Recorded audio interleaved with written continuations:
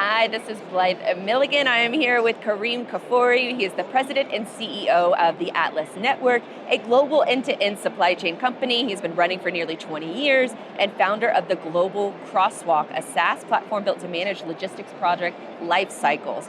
He's also the author of Supply Chain Ups and Downs, and host of Supply and Demand podcast. Kerim just came off, well, he didn't just come off the main stage, but he is going to be hitting the main stage here at the Logistics World Summit, which obviously you can see in the background. For the audio-only audience, I'm sorry, but you really should go to the video version of the show so you can see the action and see the expo floor, because this is one of the largest shows in the Americas, I think the second largest. And over 26,000 people. Apparently it's the line out the door for folks to get in here. So amazing how many people are here.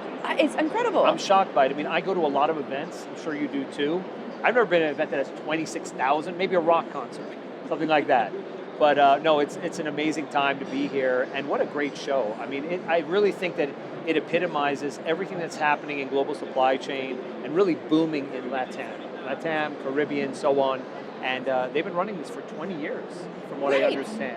So that's in and of itself a huge accomplishment, that they're doing something right, Well, we were in the speaker meeting yesterday when all the speakers arrived, and they mentioned that the very first event all those years ago were 4 booths and 14 people. Oh, wow. And so now it's over 650 exhibitors and over 26,000 people. So it's just incredible. Absolutely. And what's nice too is that it's interesting how an industry unites people from all over the world, So we have people that are from this region, but I've seen, the Chinese are over here. You've got a lot of Americans and Europeans and so on. So it really kind of pulls it all together and really lets us understand how global this industry truly is when you come to a show like this.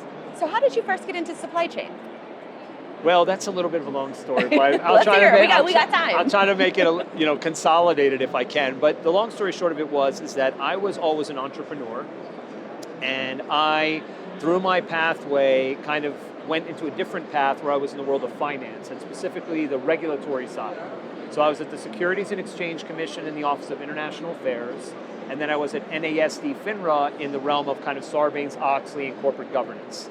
Now, these things have nothing to do with supply chain, except for the fact that I was always entrepreneurial.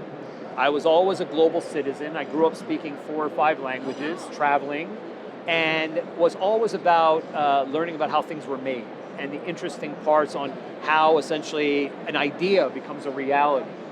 And enter into the mid-2000s, where I essentially looked at it and I said, you know what? All of these experiences in my mind around entrepreneurship and development and global citizenship and the regulatory side needs to have a place, but in a different industry. And at this time, I went to China on a family trip and saw some friends and family that was there and went to some factories. And I was just amazed with how these ideas become a reality. And at the time, Alibaba was developing and growing, but many people were disillusioned, not with Alibaba, and I do a lot of work with Alibaba, but more so with the experience of a lack of visibility and transparency when it came to global sourcing, manufacturing, so forth. And it clicked for me at that moment. I said, that's a business. To create an opportunity where you can provide end-to-end solutions for customers that are fully transparent, visible, reliable, and build a mechanism where you pick the right suppliers, have eyes and ears on the ground, and have third-party attestation, which is what we've done at the Atlas Network since day one. And this would allow businesses to thrive and let people sleep better at night. And so that was the beginnings of the Atlas Network, and even the name and the logo of Atlas holding those burdens on our shoulders so that businesses, especially small to mid-sized ones, could grow and thrive. And so that's the background as to how it started. And now 20 plus years later, being in the trenches, losing a lot of hair along the way, having a lot of interesting experiences, we have a very large office overseas in Asia, and we have a big office in Manhattan, New York, where we do a lot of our work. And we provide end-to-end global supply chain solutions. We have 2,000 factories that are part of our network. Wow. And we work in commodities, textiles, innovations. There's nothing really we haven't been a part of through the years. And that's where it brings us to today. And so when you mention all of these businesses that are part of the Atlas network, Yes. is it a mix of, enterprise to small to medium? What does that mix look like? I think it really looks like majority small to medium because that's really where the value add is. Those businesses don't have the bandwidth, capabilities to be able to, even if they find a supplier, manage the supplier, look at the quality control, develop all the logistical sides of it, and really the importation and the customs clearance. They just don't know what they don't know. So that has always been a really large target audience for us. However, large scale businesses that want to, let's say, introduce a new SKU or want to do something different and don't want to develop a whole infrastructure or team, that's also a very big opportunity for us. Outside of that, groups that really need some levels of consulting and understanding around things like tariffs or during the pandemic, how to best have the best path to market or green corridors where sustainability is important. We're also very much a part of those conversations. So it really depends upon how they enter. But either way, our goal is always to provide a solutions-based approach to an industry that unfortunately revolves around problems all the time. So, I can't really pinpoint directly to say we only do this, we only do that, but definitely I think that small to mid-sized business area is a huge opportunity because the value is there. And so what does that look like? Is it, a consulting? Is it helping with back office? What does, I guess, sort of those services look like? Well, I'm going to take you through the full life cycle. Okay. And then each group kind of could plug in their relevant place. So it could begin as early as an idea on a napkin, where an entrepreneur, an inventor, a business says, we want to make this thing and we don't know how and where to go. And we would take that, we would basically do a supplier selection process to find the best suppliers to facilitate that idea. We would then work hand in hand with the engineers or designers to essentially make it something more tangible. Prototyping, 3D modeling, then moving from there to the manufacturing process, the quality control process and oversight of that manufacturing, the logistical side of it, the packaging, how it's going to transport, where and what, is it going to a client, a fulfillment center, where is it going, the customs clearance process, the delivery, and then working hand in hand with them through either their software or back-end platforms on the inventory management side, the demand planning and forecasting side to know when they have to reorder and put it back through the mechanism again. So it's really A to Z. Now again, some clients may come in and say, we just have a problem with our suppliers. Some clients may come in and say, we just have a problem with our logistical side, or we don't know where we should be looking at alternative supply chains or otherwise. So you can see that of the various chains in the link, someone could kind of plug in or not plug in depending upon their specific circumstances. But we have done it all through the years. Some things make more sense, some things make less sense, but that's kind of the model. I kind of want to double tap into that because I was telling my husband who's here with me at the conference, and he's acting as our producer. So if the footage looks really good, you can compliment him. Yes. Because we've seen what my footage does when it's just me recording a little BTS there. So I have always wanted to start a jewelry line with these different custom ideas that I have in mind. And what would that process look like? I mean, it's interesting. We've done jewelry, so I can kind of talk to that, and we've done watches and other kinds of accessories through the years. I mean, essentially, it works with sitting with a person like yourself and saying, what's your vision? Where do you want to go with this? Do you have 4 companies that are like your inspiration? How do we derive from what's already existing out there and tweak it, modify it, or completely break the mold and do something entirely different? And from there, determine, again, who would be the best suppliers to facilitate that idea. And then you go through a process of, again, designing, drawing, developing, working through it. Oftentimes, more so with the engineers and designers of the suppliers because they know their machinery best. They know their outcomes best. They've been working with it for years and years. They're ISO certified, have all the credentials, work in the international markets that you want to work within. So you're finding that recipe for success, and the first step is finding the right supplier and the mechanisms to support that supplier and their background and history and vetting them. Once you do that, once you go to that place, It's then a matter of going forward with the prototyping, going forward with the manufacturing. What kind of oversight do they have? What kind of quality control process do they have? Is it enough? Do you need to support it with additional processes such as our own teams, third-party attestation audit groups, to make sure that that idea is really going to turn out the way that those prototypes or designs were meant to, intended to be. And then all along the way, you need to do the testing. You have to take those products and functionally test them. So maybe it's a matter of trying them out. It's a matter of putting them in polls or groups to see if people have a desire or an interest for these things before you really go kind of full steam ahead and produce a bunch of product that nobody really wants, needs, or otherwise. Right. And that could be a matter of pricing. That could be a matter of presentation. It could be a matter of feel, touch, look, all of these things. To then ultimately get to a place where you're manufacturing something that you love and the market wants at a price point that makes sense. And then as you go through this mechanism again, you ultimately get to a manufacturing, delivery, warehousing, fulfillment process. How are you selling these things? Online, through resellers like Amazon? Like what's the go-to-market really? So when you look at that whole process, you can see that a certain part of it is very operational, mechanical, but a large part of it is also very strategic. And that's where I think we also give a lot of value to a person like yourself or a customer that comes in the door and doesn't really know exactly what they want to do. Because believe it or not, a lot of these entrepreneurs or small businesses don't come from the industry. So they already are going to make some expensive mistakes because they don't know what they don't know.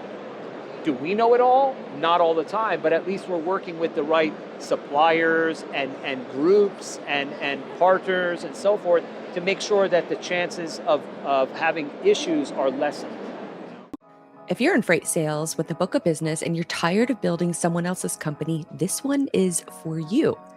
SPI Logistics helps experienced freight agents run their business with real back office support behind them. That means help with admin, finance, tech, and the day-to-day stuff that eats into your time and your sanity. So instead of getting buried in receivables, payables, and internal nonsense, you get to focus on what actually grows your business, serving customers, and bringing in freight. If you've been thinking about making a move, go check out SPI Logistics at SPI3PL.com. That's SPI, the number 3, PL.com. One of the important aspects that was a long answer. No, the wheels are turning in two different directions right now. It's like my jewelry line. Okay, we're going to put a pin in that, and we're going to do that maybe in a couple of years. But for this, let us know. We're ready. But for the sake of this conversation, I would, because there's a lot of conversation around supplier diversity, yes. And are you going to be nearshoring? Are you going to have multiple suppliers? That it sounds like it starts to get expensive to have multiple suppliers and multiple checks and balances. And maybe not even just expensive, but also time.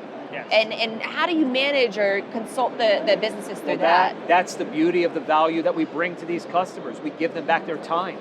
Because imagine if they had to do what you just said. Look at 5 different suppliers to be able to produce this one widget, manage them all, work through it. How does a small to mid-sized company, let's say less than 50 employees, do all of that and at the same time still market and present and sell in probably a competitive market? They can't. And that's where we become helpful, because their choices are to, let's say, save 50 cents and cause themselves $5 in headaches, or maybe even completely destroy their business because they don't know what they're doing. Whereas in our mechanism, we provide a very nice value-added service where we're their team. We're an extension of their organization. We're their productions, operations, management, and supply chain team, and at a value that makes a lot of sense. So I think that's really good. As far as our decision making on, as you said, things like nearshoring and these kinds of decisions, we have always been industry and geographically agnostic. For us, wherever the best outcome is on the planet is where we're going to be. And that doesn't necessarily mean costs. That means the best value, speed, capabilities, accountability, those things too, because anything and everything goes wrong in supply chain. So you want to have partners that when, not if, it happens, they're ready for you, you're ready for them. And that's really, really important too. So we spend a lot of time to make sure that we vet our supplier network so that when we do bring in a project, it's something that is going to be tangible and resilient, and when those problems happen at any moment's notice, controllable or uncontrollable, that we're there. And so there's a lot of talk about, especially in the States, and with my audience being mostly US based for now, there's a lot of talk about bringing manufacturing back and what does that look like and what kind of manufacturing we're going to bring back. Does that tie in to, first of all, give us the landscape. Is that even doable? Possible. I think the problem when it comes to that in general, that a lot of people aren't talking about, is not if, but more who. Meaning, we have graduated from being a manufacturing nation a long time ago. We don't train people, or the vast majority of people that we would need in the United States to be factory workers. And we haven't for a very long time. What closes that gap? Technology, innovation, automation, so forth. Because in the end of the day, if you're making a widget on this side of the planet by a machine, we're making a widget on that side of the planet by a machine, and we've closed that gap of, let's say, the skills or the labor force, the resources that may or may not be there because you don't have that background or pedigree in that level of manufacturing because we haven't done it in decades, then technology could be the leveler to do such a thing. And I do believe that there will be certain industries where we will do more of that with the advent of additional levels of technology. However, to become a manufacturing nation or a superpower in the way that other nations have done, I don't think that that's our pathway. I think that it is great to always have a balance in trade. I think that anywhere where we can be able to bring more business stateside is great, and that should be looked at and carefully examined. But at the same time, at what cost for the global economy? This is where it also becomes kind of interesting, because you don't want to say, all right, what we're doing here is we're just bringing all this business to the US, but we're only going to be able to facilitate 20% of the output that we need. Because then the cost of all the goods is going to skyrocket and nobody's going to be able to pay for these goods anymore. Businesses won't be able to thrive, people will lose their jobs, and so on and so forth, all in the name of an ideology. So that's where the balancing act between ideas and reality and global economy and manufacturing versus domestic manufacturing needs to be played through. So it's not so easy to just kind of snap your fingers and say, all right, we're just going to make it all here. There will be a major backlash to that I think in the end of the day could ultimately hurt the American economy more so than help, but doing it in spurts, in industries, and as technology tends to level this playing field, I think is the best course forward. Well, I think you make fantastic points there, especially on the U.S. manufacturing side. Everybody knows that China is the manufacturing king of the world. Are there any other countries that are, pulling? I think Vietnam is one. Are there any other countries that are maybe coming upstarts for manufacturing? I would tell you that I think that purely from a resources standpoint and a manpower standpoint, Africa and India, for sure. They have resources, they have capital. As a matter of fact, the GDP of India has been surpassing China for the past couple of years. Oh, wow. So they've been doing very well in that way. But where you have some disconnects that need to kind of come up is the standardization. So China, as we know, 20 years ago, was not as standardized in their processes and protocols as they are today. That was a place in the world where you went to for lower cost productions. You knew that there was going to be a defect rate that was going to be somewhat higher, and you accounted for that. You accommodated for that additional levels of defects, but that has changed now. China has adopted those international standards. They have had many of the large-scale multinationals from Europe and other places in the world that have relocated to there and built their factories there, and with that came elevated levels of standardization and protocols that don't exactly exist in some of these other potential manufacturing nations in the world as much. That makes sense. And even why Vietnam becomes a possibility is because of the fact of Chinese factories in Vietnam that have adopted those levels of standardization and brought them over and are now taking advantage of the Vietnamese capabilities and workforce, but it's on the background of Chinese manufacturing. That's also happened in Mexico. That's what I was about to say. I think that a lot Absolutely. of that is happening here too, especially and the United States. Oh, interesting. So this is one thing that we find very interesting, that when we're talking about nearshoring, it's not really a non-Chinese solution. Nearshoring could just be a closer Chinese solution because they have large-scale foreign direct investment, they build factories in other parts of the world, they bring the technical know-how and capabilities and standardizations, and they're doing it in a way that's supporting these new economies and local economies. So a lot of people don't think about that and don't realize that, but it is part of the equation. And so as we kind of come to your talk that's going on here at Logistics World, can you kind of give us, because by the time that this airs, the conference will be over, yes, so yes. Spill the beans. Tell us what you got going on for your presentation. Sure, I mean, my presentation, and generally when I'm talking about global supply chain, my goal is about bringing simple truths. It's about bringing a bit of a philosophical ideology, because God knows we have enough technicalities in this space, right? It doesn't matter what you are, whether you're logistics or forwarding or technology or whatever, and you can get lost in the weeds as far as sometimes what really is at the crux of the matter of global supply chain. And so I've broken this down into three main areas, which are people, process, and innovation. And in all of these areas, I'm talking about this in a way that hopefully the attendees will take back some sound knowledge and truths around how they want to work in their own organizations, their own internal staffs and people, and externally as well, because global supply chain and logistics is a team effort. Nobody does it all, except for the Atlas Network. No, I'm just kidding. No, that's not true. We're partners too. We don't own our own boats. We don't own our own customs brokerage houses and all those things. These are all parts of the links. Relationships. The relationship. So I'm going to be speaking about people, process, and innovation. The people part is going to be the vast majority of the conversation, because I believe it's one of the most undervalued part of our process, especially these days when we're thinking AI and technology, and we're like, oh, we're just going to replace everybody. You can't.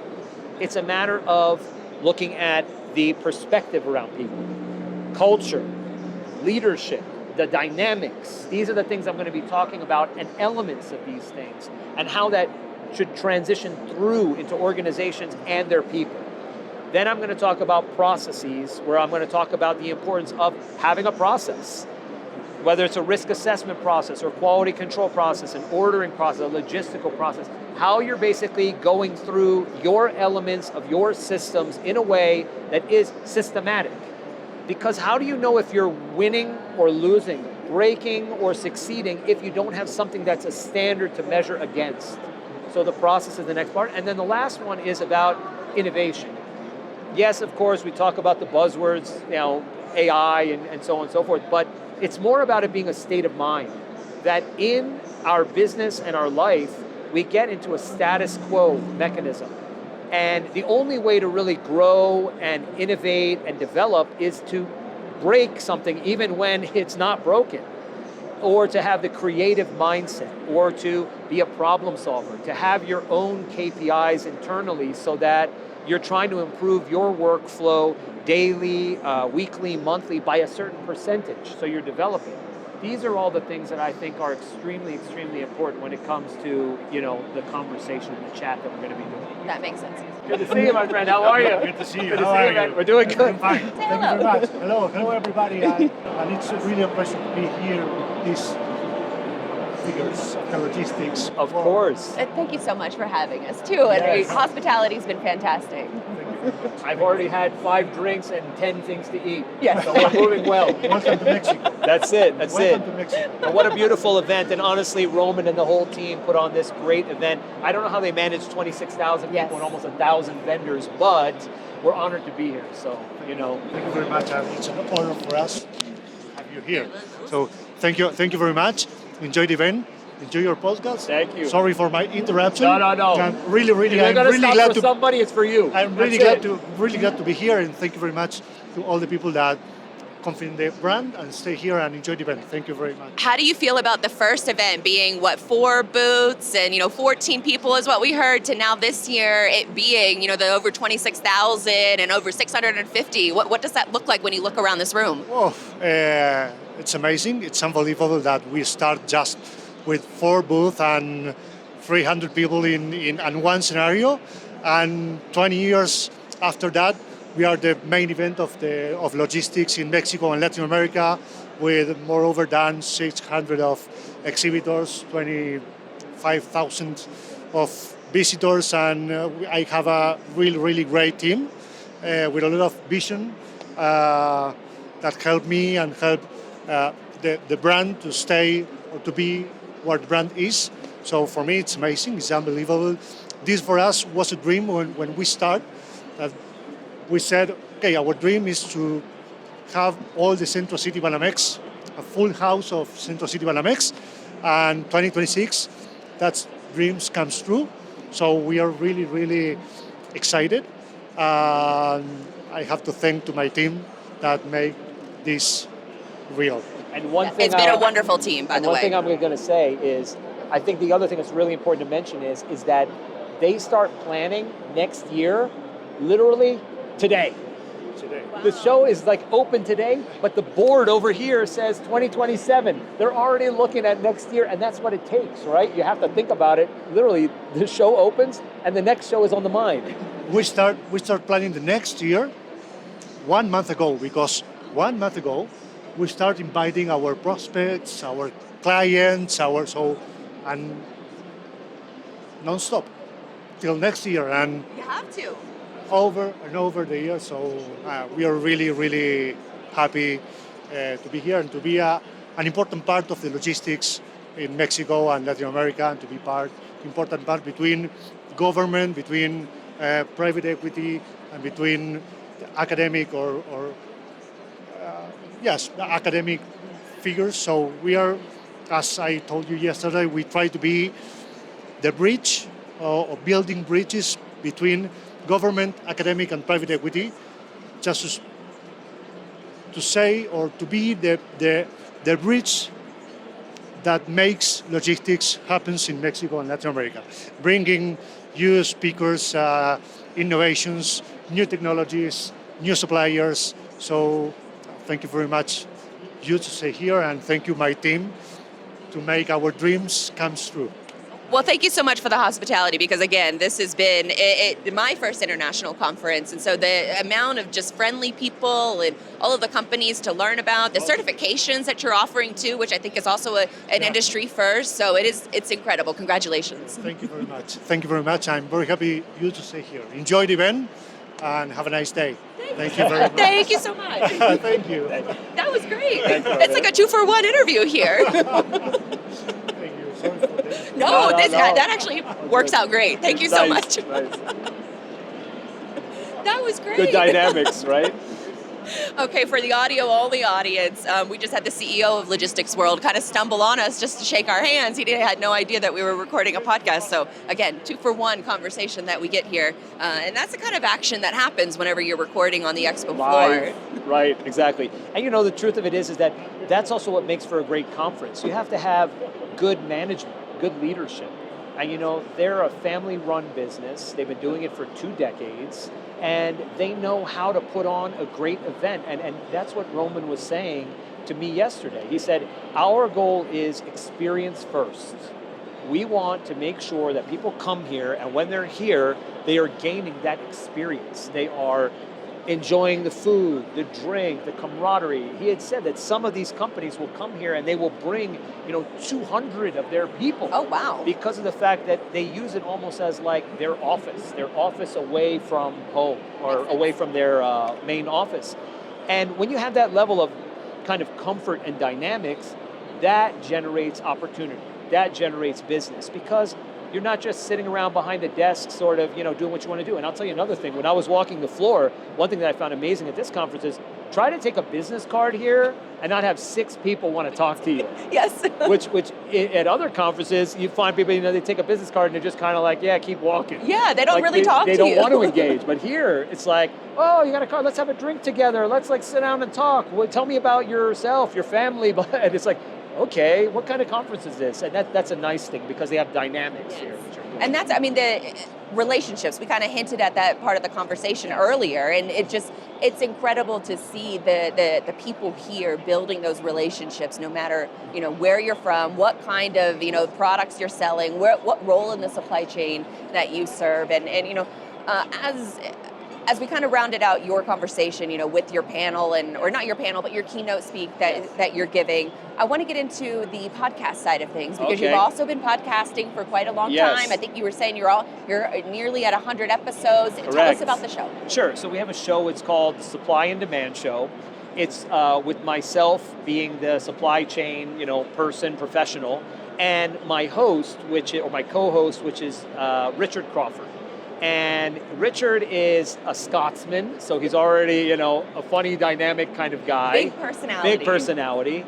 And he is the host and executive producer of a show on Amazon called Leave No Trace, where he travels throughout the world. They're in their third season, and he's looking at places for ecotourism and basically sustainability and so forth. So you'll find him in the Seychelles or in the Congo or in Antarctica and these different places in the world talking about these things. So he's very dynamic and a global citizen. So we've been friends a long time, and I said, let's do this show together. You represent the layman who doesn't know really much about supply chain. I'm the supply chain professional.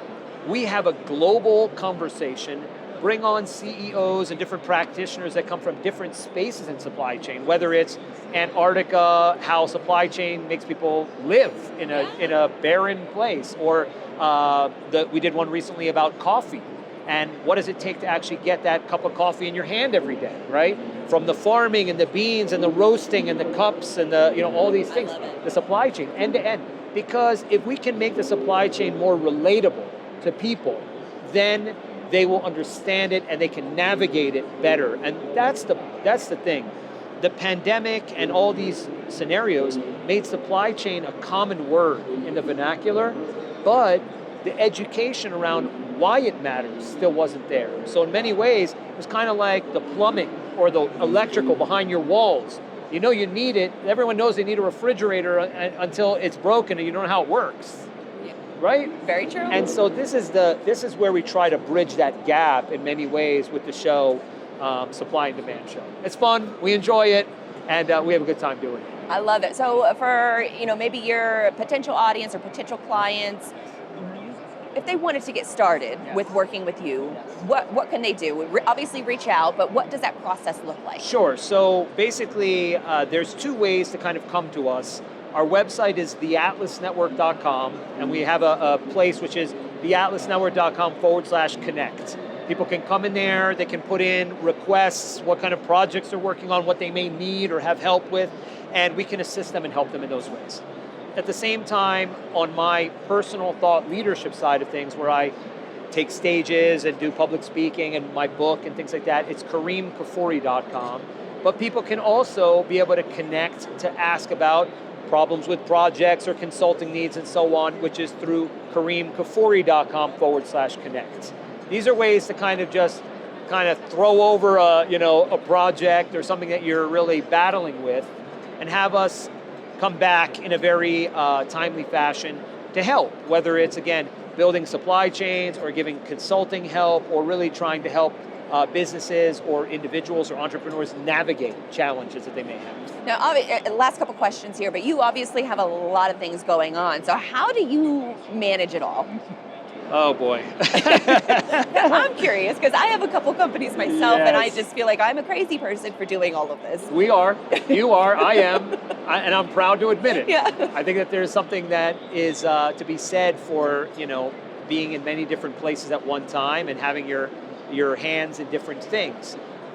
How do I manage it? I mean, I really manage it from a standpoint of what's most important. So for me, it's my family. I'm going to always take a dinner at home over traveling somewhere to do whatever. I'm going to always put my people first in my companies that we work with and through, because those relationships are the lifeblood of our success. So I always put those things right there too. And then outside of that, it's really around sort of disaster mitigation. And I hate to say that, but it's true. That's logistics and supply chain. We put on our fireman's jacket every day, and we go out and we say, how are we going to do the best that we can do today and try to come out of it unscathed or as little unscathed as we can. I think there's also something very important to be talked about with entrepreneurs like us and business people, which is this idea of signal to noise ratio. I don't know if you're familiar with what I'm talking about, but for listeners out here, it's about this concept that in our life, in our day, we have a certain amount of things that we have to get done. These 3 tasks must get done, no matter what. That's the signal. Everything else is the noise. So that's every day you're looking at what that signal is. You got to look at that and you got to say, what is it that we must get done today? These 3 things make a difference. It's either allowing us to make a certain amount of revenue that we need to do, or deal with a certain challenged issue that's timely, or whatever those things may be, or an opportunity. There are certain things that are signal, there are certain things that are noise. Where entrepreneurs are more and less successful is when they let the noise surpass the signal, where you get so caught up in all of the what ifs, or it may be, or the analysis paralysis, and you lose the decision-making capability. And when that balance falls out of balance, and it's about the noise, not the signal, is where you stop being successful.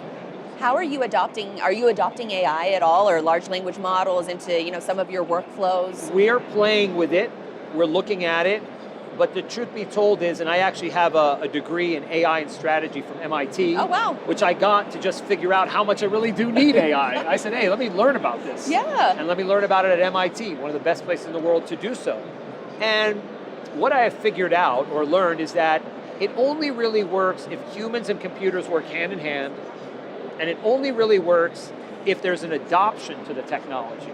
We can talk about technology all day long, but if people don't adopt the technology, then in the end of the day, it's just an expensive new toy that nobody plays with, that nobody uses. And that's what I think is really critical around AI, which is understanding what it is that it can do for you, how much you want to delegate to it, and at what risk. There are always risks when you start delegating information, what challenges, and what is your desired outcome in the end to come about from this. And what do you give up? That's the other thing. We talk about everything we're going to gain, but what do you actually give up? And what you give up is creativity. You give up the human factor element. You give up some levels of the interpersonal relationships because you've decided to default on it doing those things for you out of laziness or out of just trying to get on the bandwagon. Right. We need to talk about what we're losing, not just what we're gaining through AI. And that's kind of where my perspective is on it. So, do I touch it? Do I use it? Yes. But have I kind of given it all up to AI? No. Yeah, I feel the same way. There are some parts of my role where I feel like I adopted AI a little too much, and I got, especially when creating content, you're trying to use it to speed up so you can make more content, right. But at the same time, especially in last year, I was like, no, I need to be better. And what's the quality of the content? Does it sound like you? Well, I was getting bored. Yeah. And that's where I was taking away the most important aspects of what makes my editorial content stick out. And that's where I was like, this is a mistake, we need to pull it back a little bit. And if it doesn't work for you, then it probably doesn't work for others. Exactly. And you have to be the biggest judge of your own criteria and your capabilities. I mean, and your output, your work output. So I agree with you on that. Yeah, and I think, last question here. We covered a lot in this conversation. We even had another interview join us, which is fantastic. Right. So last question here, anything that you feel is important to mention that we haven't already talked about? Just the fact that if you're in this world of supply chain and logistics, don't think that you have to do it all yourself. There are services, there are people, there are companies and professionals that can help you to avoid making very expensive mistakes that can disrupt your company. And I say that because one of the biggest compliments / insults that we get as a company is that people say, I wish we would have known about you sooner because we wouldn't have done this and that and this and that and the other. And all it really takes is a little bit of some research and development, but it could make the difference between your company being more successful or having major challenges. So delegation in this complicated industry is very important. I struggle with it. And we all struggle with it because we're entrepreneurs. We want to roll up our sleeves, we want to do it all, and then you get to a place where you say, wow, I really am out of my depths here, or I don't know what to do next, and you don't want to get to those places. Exactly. So that's what I would say. Well, I appreciate all of the insight, Kerim. This was a fantastic conversation. Absolutely, yes it was. Thank you so much for having me. And we'll put all the links in the show notes of where you can work with Kerim, find his book, and all that good stuff. So again, thank you so much. Appreciate it. We got to get to this conference. Yeah, exactly. We got an Expo Florida visit. Not every lead is a good lead. CargoRex helps companies get found faster by buyers who are already researching solutions in their category. So instead of shouting out into the void, your business can show up where the actual buying intent exists. Create your free profile and then upgrade when you're ready over at cargorex.io.